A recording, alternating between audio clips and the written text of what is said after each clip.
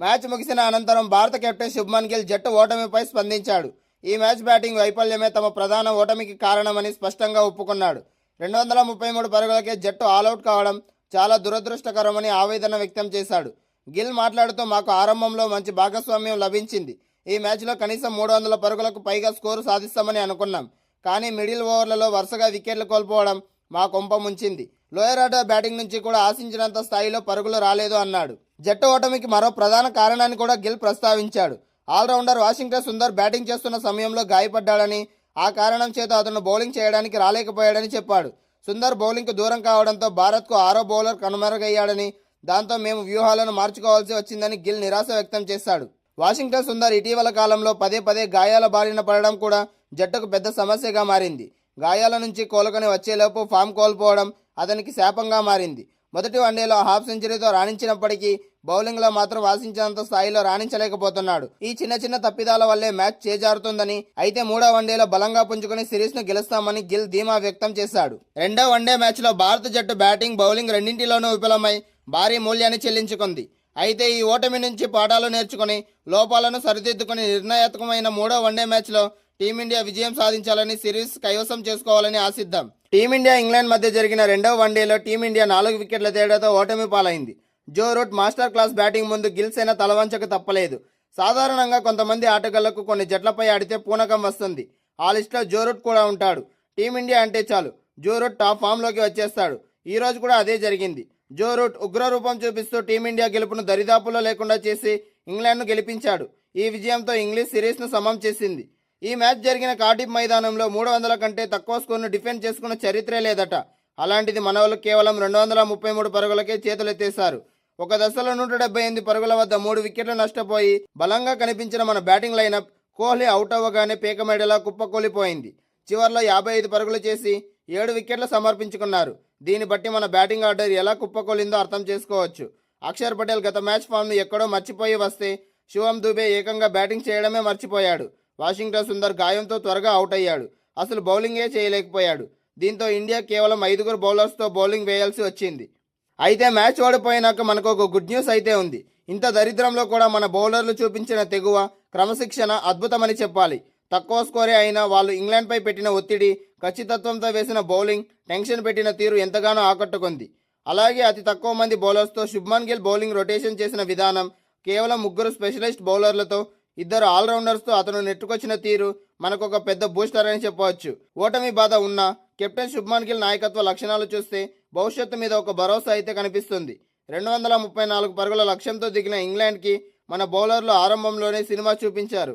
మొదటి బంతికే opener డకెట్ను Bumrah out చేశాడు. One day cricket చరిత్రలోనే ఇండియా మీద ఒక ఇంగ్లాండ్ బ్యాటర్ ఇన్నింగ్స్ మొదటి బంతికే అవుట్ అవ్వడం ఇదే తొలిసారి. ఆ తర్వాత ప్రసిద్ధ్ కృష్ణ జేకబ్ బెతల్ని 4 పరుగులకే పెవిలియన్ చేర్చాడు. బుమ్రా, ప్రసిద్ధ్ కృష్ణ, గుర్నూర్ బ్రాడ్ కలిసి అద్భుతమైన బౌలింగ్తో ఇంగ్లాండ్ను ముప్పు తిప్పలు పెడుతున్న ఆ ప్రెజర్ టైంలో కూడా క్రీజ్లోకి వచ్చిన జో రూట్ మన బౌలర్లకు ఒక కొరకరాని కొయ్యలా మారిపోయాడు.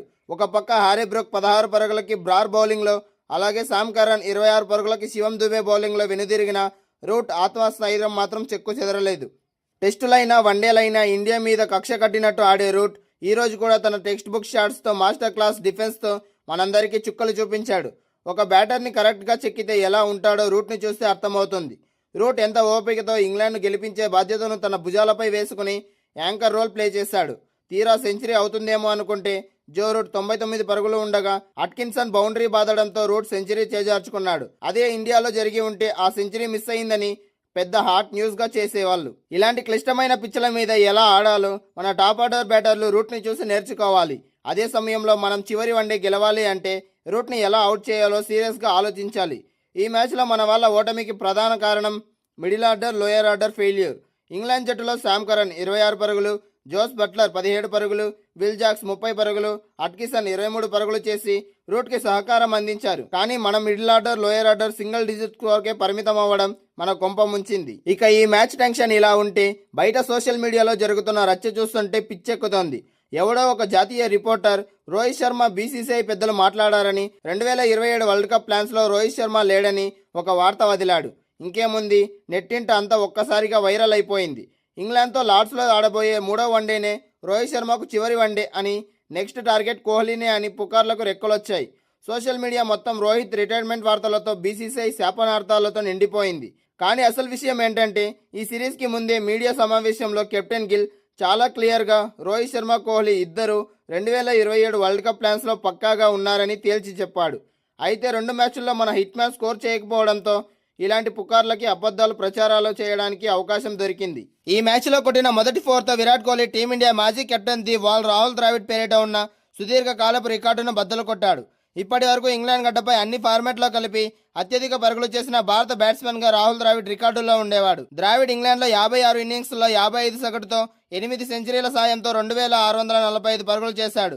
ఇప్పుడు విరాట్ కోహ్లీ తన 75వ ఇన్నింగ్స్లో 40కి పైగా సగటుతో ఆ మైలురాయిని దాటి ఇంగ్లాండ్లో అత్యధిక పరుగులు చేసిన టీమిండియా బ్యాట్స్మెన్గా అగ్రస్థానానికి చేరుకున్నాడు.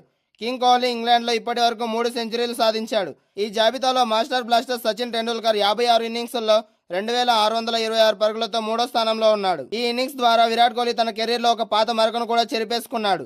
సరిగ్గా 12 ఏళ్ల క్రితం ఇదే కార్డిఫ్ మైదానంలో ఇంగ్లాండ్తో తలపడినప్పుడు విరాట్ కోహ్లీ డక్అవుట్ అయ్యాడు. ఆ పిచ్చిపై కనీసం ఖాతా కూడా తెరవకుండా వెనుదిరిగిన కోహ్లీ ఈసారి మాత్రం చాలా జాగ్రత్తగా ఆడుతూ 5వ బంతికి 4 కొట్టి తన పాత జ్ఞాపకాలను తుడిచిపెట్టేశాడు. అంతేకాదు ఈ మ్యాచ్ టాస్ వేసిన వెంటనే విరాట్ కోహ్లీ ఖాతాలో మరో అరుదైన రికార్డ్ చేరింది.